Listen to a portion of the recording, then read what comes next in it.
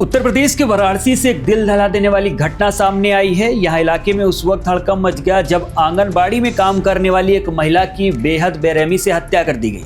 कातिलों ने एक महिला के मुंह में कपड़ा ठूस दिया और फिर धारदार हथियार व सिलबट्टे से सिर पर ताबड़तोड़ वार करके मौत के घाट उतार दिया। परिजनों के मुताबिक मृतका अनुपमा रोज की तरह सुबह करीब 5 बजे उठकर खाना बना रही थी। इसी दौरान उनका पति शैलेश कुमार पटेल दूध बेचने के लिए घर से बाहर गए हुए थे।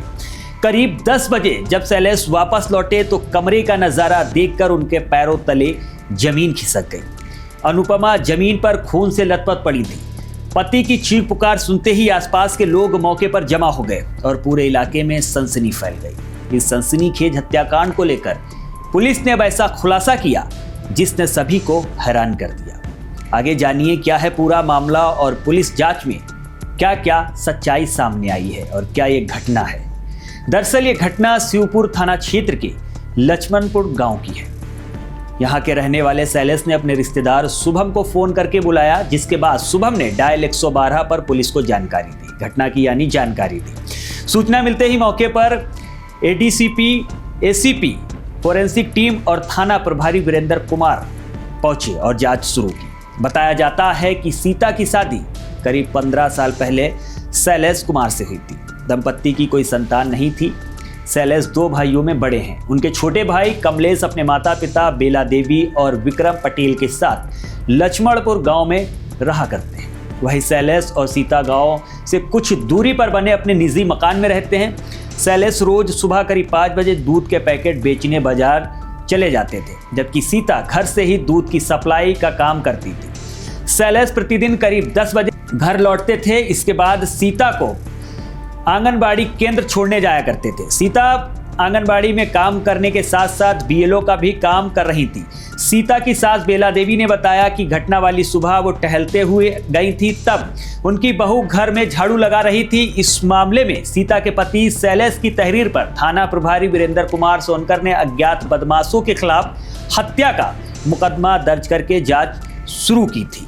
शुक्रवार को शिवपुर पुलिस ने हत्या के इस मामले में मीरापुर बसई निवासी मोहित यादव और अंजलि चौहान को गिरफ्तार कर लिया है। पुलिस ने आरोपियों के पास से एक जोड़ी कान के झुमके, एक चैन, एक अंगूठी, एक जोड़ी टॉप्स, छोटे कान के झुमके, नाक की कील, एक जोड़ी बिछिया, एक जोड़ी हाथ फूल और कुछ रुपए बरामद किए हैं। पुलिस के अनुसार मोहित यादव अपनी पत्नी अंजलि चौहान के साथ शारदा विहार कॉलोनी में किराए के मकान में रहता था।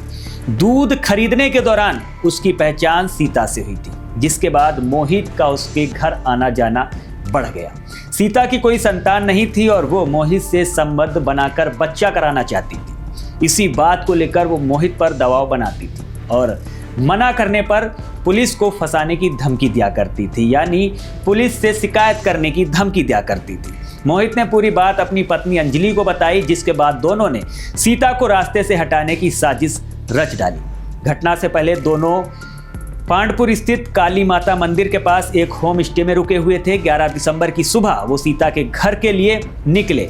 घर से कुछ दूरी पहले अंजलि रुक गई, जबकि मोहित पीछे के रास्ते से सीता के घर में घुसा। मोहित ने घर में पड़े पत्थर से उसके सिर पर वार कर दिया, चेहरा और गर्दन पर वार किया, जिससे उसकी मौके पर ही दर्दनाक मौत हो गई। इसके बाद वो सीता के पहने हुए जेवर, अलमारी में रखे हुए गहने और नकदी लेकर फरार हो गए।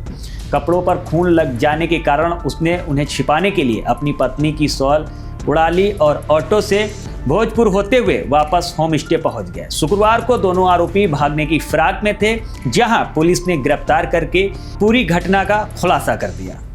कल थाना शिवपुर में एक महिला का शव मिला था, जिनका नाम अनुपमा था, अनुपमा पटेल।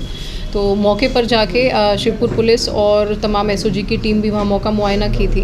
उसके बाद हमने 3 टीमें बनाई थी ताकि घटना का जल्दी खुलासा हो सके, और सीसीटीवी फुटेज से इस घटना का खुलासा हुआ है, जिसमें कि एक लड़का मोहित यादव और उनकी वाइफ अंजलि चौहान, जो कि मृतका के घर के पास ही पहले किराए के कमरे पे रहते थे, वो इस घटना के दोनों अभियुक्त हैं। और चूँकि इनका 1-1.5 साल से मृतका के घर पे आना जाना था, उसी बीच इनके और मोहित के बीच में नज़दीकियाँ बढ़ी थी।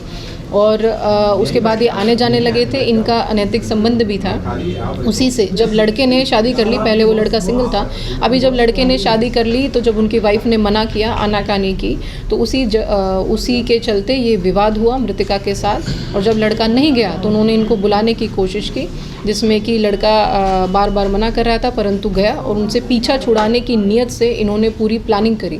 प्लानिंग में कल ये सुबह 7 बजे जाते हुए दिखे हैं। इनकी वाइफ इनके साथ है, मास्क लगा के ये जाते हुए दिख रहे हैं। करीबन आधा घंटा तक वाइफ ने रेकी की है, बार बार वो दिख रही है आती जाती। और लड़के ने दही लेने के प्रिटेक्स्ट पे महिला को बाहर बुलाया है, फिर उनके अंदर घुस के घर के कुंडी लगा के और उनके ऊपर सिलवट्टे और पत्थर से प्रहार किया है। सर पे प्रहार करने से अनुपमा जी की मौत हो गई है, जिसके बाद इन्होंने लॉकर से तमाम ज्वेलरी और करीबन 70-75 हज़ार रुपये के करीब कैश जो इसको मिला वो भी इसने लिया। और सीसीटीवी फुटेज में ही ये 8:50 के करीब वापस आता दिख रहा है। इसके हाथ में एक बैग है। जब इनको पकड़ा गया बैक ट्रैक करके और इनसे पूछताछ हुई तो इनकी निशानदेही पर वो कपड़े भी बरामद हुए हैं जो इन्होंने घटना कारित करते समय पहने थे, और उन पर ब्लड लगा हुआ है। जितना कैश और जो ज्वेलरी मिली है उस पर भी ब्लड लगा हुआ है, उस पर इनके सारे फिंगरप्रिंट्स हैं। और हमें वो ग्लव्स भी मिले हैं जो इन्होंने घटना कारित करते समय यूज़ किए।